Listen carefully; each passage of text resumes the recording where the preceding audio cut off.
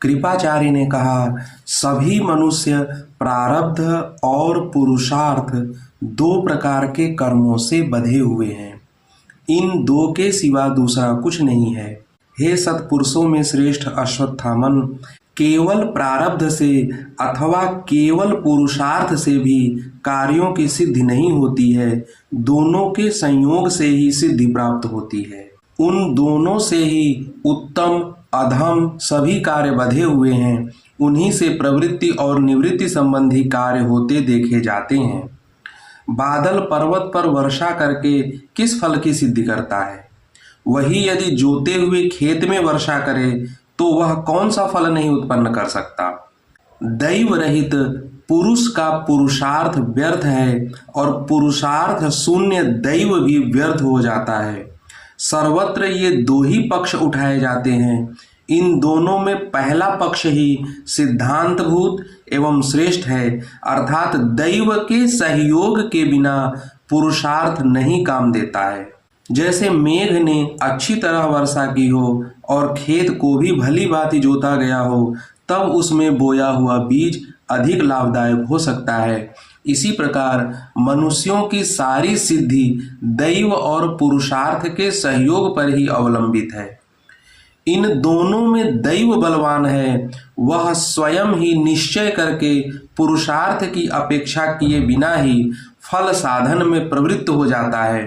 तथापि विद्वान पुरुष कुशलता का आश्रय ले पुरुषार्थ में ही प्रवृत्त होते हैं। नरश्रेष्ठ, मनुष्यों के प्रवृत्ति और निवृत्ति संबंधी सारे कार्य दैव और पुरुषार्थ दोनों से ही सिद्ध होते देखे जाते हैं।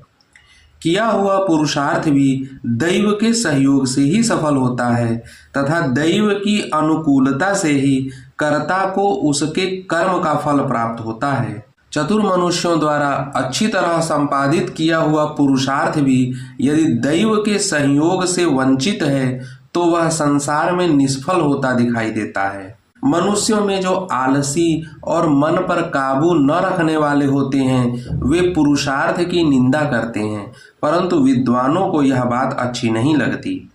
प्रायः किया हुआ कर्म इस भूतल पर कभी निष्फल होता नहीं देखा जाता है, परंतु कर्म न करने से दुख की प्राप्ति ही देखने में आती है।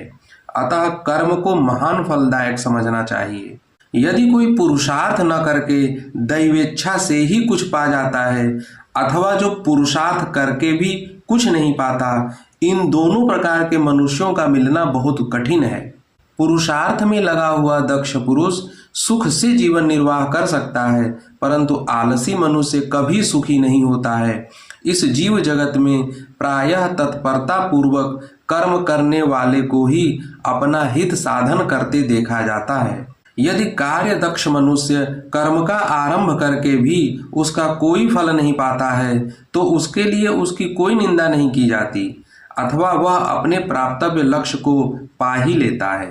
परंतु जो इस जगत में कोई काम न करके बैठा बैठा फल भोगता है वह प्रायः निंदित होता है और दूसरे के द्वेष का पात्र बन जाता है।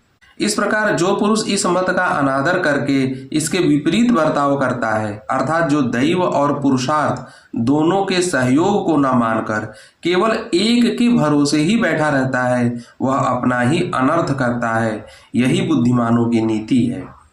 पुरुषार्थहीन दैव अथवा दैवहीन पुरुषार्थ, इन दोनों ही कारणों से मनुष्य का उद्योग निष्फल होता है। पुरुषार्थ के बिना तो यहाँ कोई कार्य सिद्ध नहीं हो सकता। जो दैव को मस्तक झुकाकर सभी कार्यों के लिए भली भांति चेष्टा करता है वह दक्ष एवं उदार पुरुष असफलताओं का शिकार नहीं होता। यह भली भांति चेष्टा उसी की मानी जाती है जो बड़े बूढ़ों की सेवा करता है, उनसे अपने कल्याण की बात पूछता है और उनके बताए हुए हितकारक वचनों का पालन करता है।